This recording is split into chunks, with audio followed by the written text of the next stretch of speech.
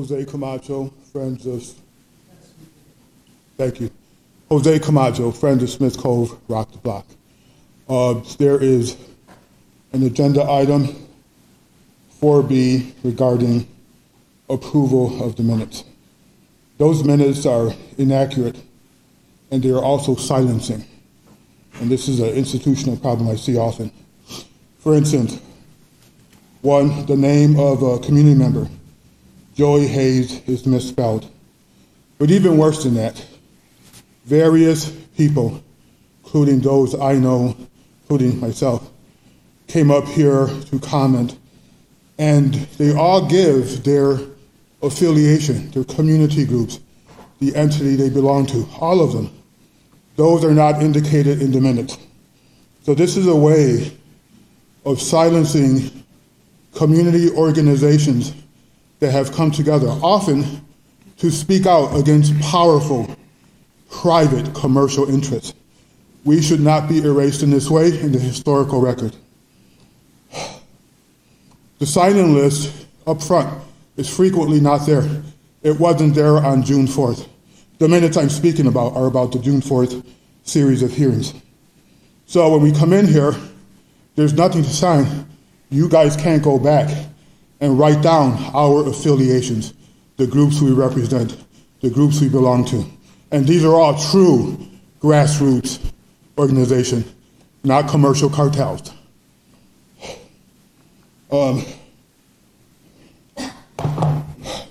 We are not just random individuals shooting the breeze. We are community groups speaking out against lobbies, commercial interests. And those commercial interests are infiltrated in city government. So it's important that you have the weak voice, not just the strong voice, up here in front of you. We are part of the laws that will eventually be created. Through you, we deserve to have our full voice heard and reflected in the minutes. There's an expression, epistemic oppression, when the knowledge base of a community is erased of particular communities. That is a skewing of society, a skewing of law. And this is what this is a reflection of. And it's a systemic problem in the city, including the erasure of actual law. Juneteenth, Akuye Karen Vargas on Juneteenth was swarmed by a bunch of competing interests that had nothing to do with Juneteenth. Again, it is a silencing, epistemic oppression. Thank you, Mr. Camacho. Thank you.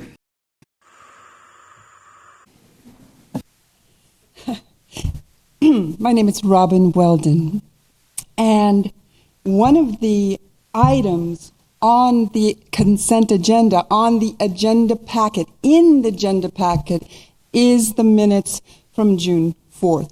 So I feel it's perfectly fine to talk to that and talk to the erasure of the community groups that came here as one. This council's chamber was filled to capacity with people, and it was full of love.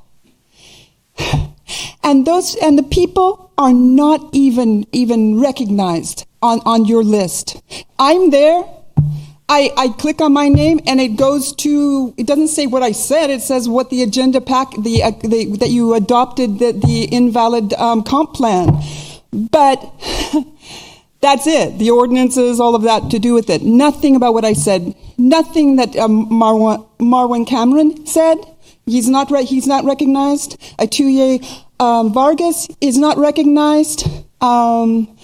Rock the Block, Jocelyn de la Madrid, oh my gosh, Kitsap Solidarity Coalition is not recognized for talking about the IHRC or whatever it is, the adoption of